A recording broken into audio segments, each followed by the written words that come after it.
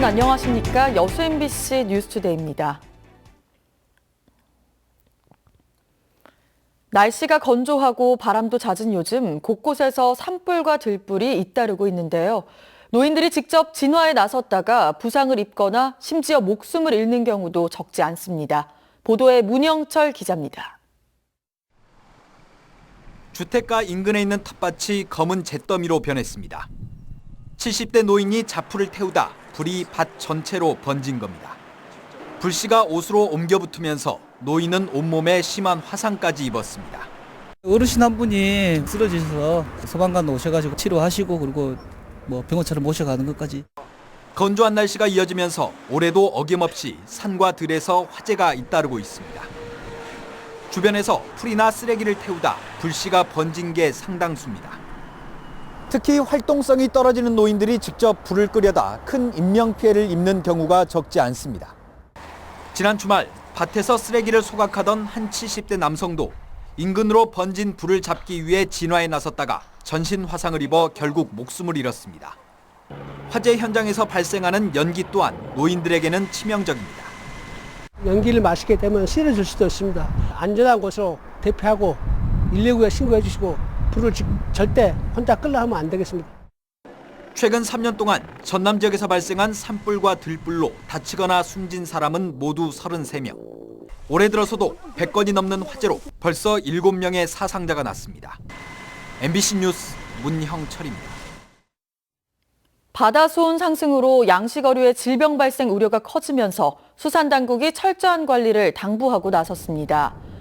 전라남도 해양수산과학원은 겨울철 저수온으로 양식어류의 활동성과 면역력이 약해진 상태라며 사료 공급 시 영양제를 충분히 첨가하고 그물 교체나 선별 작업을 할 경우 상처가 생기지 않도록 주의해야 한다고 강조했습니다.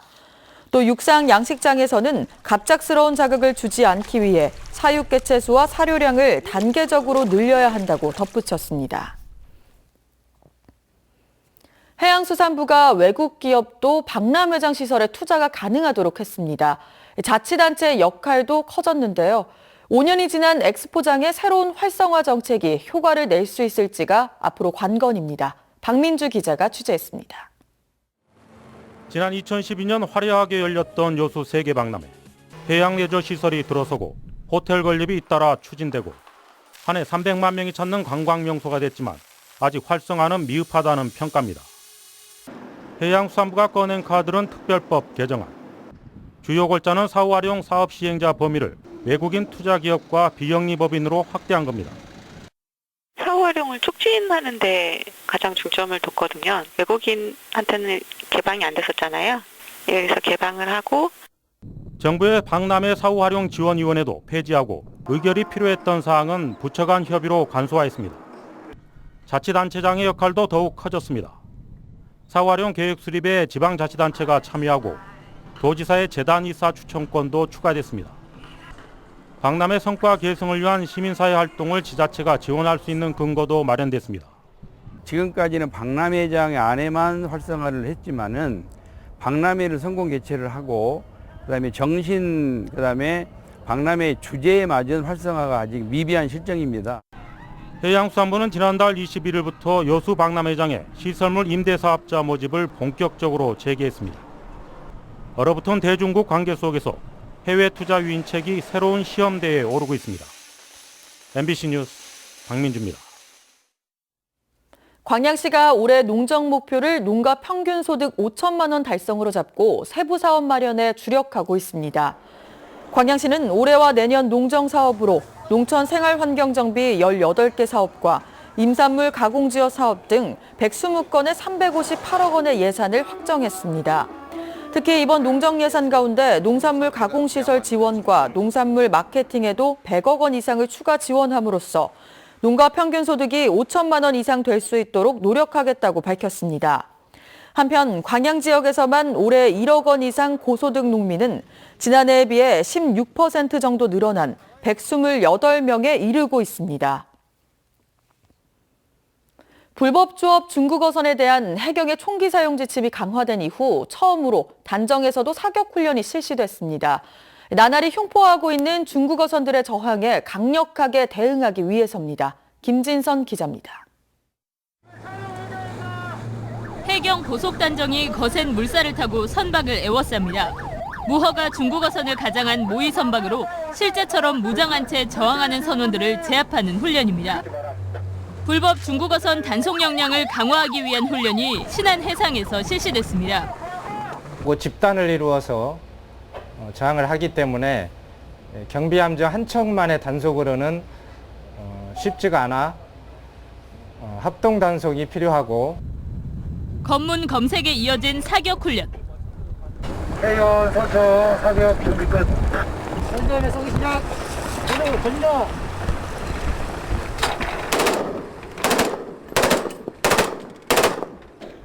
대형 함정에서만 사격하던 과거와 달리 실제 중국어선에 접근 가능한 고속단정에서 K1 등 개인화기 420여 발을 발사했습니다. 지난해 10월 해경의 무기 사용 지침이 강화된 이후 처음으로 실시되는 단정 사격 훈련입니다. 중국어선의 공격으로 해경 고속단정이 침몰한 사건을 계기로 현장 단속 권한을 강화한 겁니다. 이게 사용하는 빈도라든지 횟수가 높아짐에 따라서 중국어선 선원들의 반응들 또한 전부 다 그 전에 비해서는 해양경찰의 단속에 대해서 순응하고 최근 3년 동안 서해상에서 검거된 불법 조업 중국어선은 380여 척. 저항이 거세지면서 단속 과정에서 부상을 입은 경찰관만 23명에 이릅니다. MBC 뉴스 김진선입니다. 여수시가 국비 1억 8천만 원을 확보해 지역산업 맞춤형 일자리를 창출합니다. 여수시는 올해 고용노동부로부터 사업비 1억 8천만 원을 지원받아 지역에서 필요로 하는 일자리를 발굴하고 취업을 희망하는 구직자에게 기능 훈련 기회를 제공합니다. 이를 위해 지난달 28일 여수 고용노동지청, 여수 여성인력개발센터, 한영대 산학협력단과 협약을 체결하고 전문인력 육성 2개 과정을 개설하기로 했습니다. 잠깐 차량을 빌려 쓰는 공유경제 서비스 카쉐어링이 인기를 끌고 있습니다. 이런 흐름에 발맞춰 수소나 전기차를 활용한 차량 공유 서비스가 전국 최초로 광주에서 시작됐습니다. 이계상 기자입니다. 광주시청 앞 광장에서 친환경 차량들이 줄지어 주행을 시작합니다. 매연을 뿜어내지 않고 공해 발생이 없는 수소차와 전기자동차가 광주 지역 카쉐어링 시범 사업에 투입됐습니다. 최소 10분 단위로 차량을 빌려 쓸 수 있다 보니 렌터카보다 임차 비용이 적은 데다 연료비 부담도 큰 폭으로 줄일 수 있습니다. 대율은 동일하지만 그 연료비에서 저렴하시기 때문에 연료비로 따지면 5분의 1 정도 저렴하시다고 보시면 됩니다.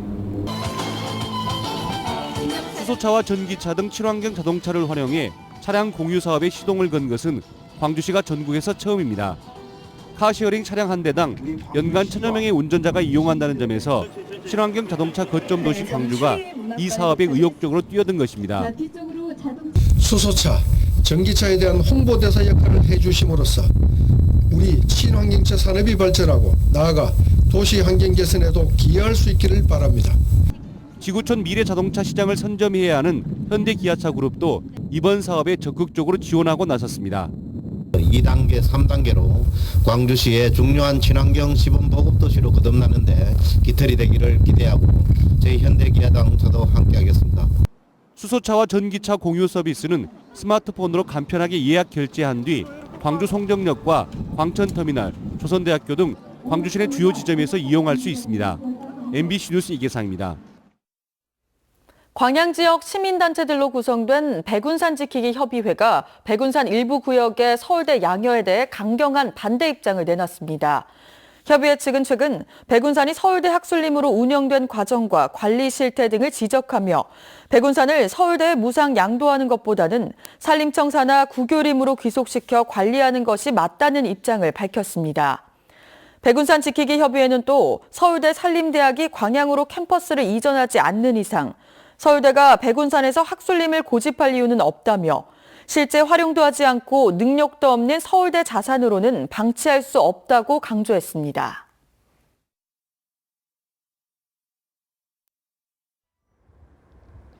네, 지난 밤사이 충청과 남부 내륙 곳곳으로는 3cm 안팎의 눈이 내려 쌓였는데요. 지금 서울 등 수도권은 보시는 것처럼 맑지만요. 충청과 남부지방 곳곳으로는 아직 약한 눈이 이어지고 있습니다. 이들 지역을 중심으로는 1에서 3cm가량이 더 내리다가 아침 중에는 대부분 그치겠습니다. 영하의 추위 속에 빙판길이 생긴 곳이 많으니까요. 조심하셔야겠습니다. 낮부터는 차츰 맑은 하늘이 드러날 전망입니다. 오늘 출근길은 어제보다 더 추운데요. 전국에서는 꽃샘추위가 절정에 달하고 있습니다. 이 시각 현재 서울이 영하 3.9도를 보이고 있지만요. 초속 4.7m 안팎의 강한 바람이 불어들면서 실제 거리에서 몸으로 느끼는 온도는 영하 10도 안팎까지 뚝 떨어져 있습니다. 그 밖에 광주 영하 2.2도, 울산 영하 1.4도 등 어제는 영상권이었던 남부지방도 지금은 영하권까지 내려가 있으니까요. 옷차림 든든하게 하셔야겠습니다. 출근길 이 시각 자세한 현재 기온 보시면요. 서울 영하 3.9도, 춘천 영하 3.3도, 전주 영하 2.2도, 울산이 영하 1.4도를 보이고 있고요. 찬바람이 불면서 체감 추위는 더욱더 심한 상태인데요. 한낮에도 서울 3도, 광주 5도, 대전과 전주 4도 안팎에 머물겠습니다. 감기 걸리지 않도록 건강관리 잘 하셔야겠습니다. 내일은 낮 한때 서울 등 내륙지방 곳곳에 눈이나 비가 조금 오겠고요. 반짝 추위는 목요일인 모레 아침까지 이어지다가 낮부터는 예년 기온을 회복하면서 차츰 누그러지겠습니다. 날씨였습니다.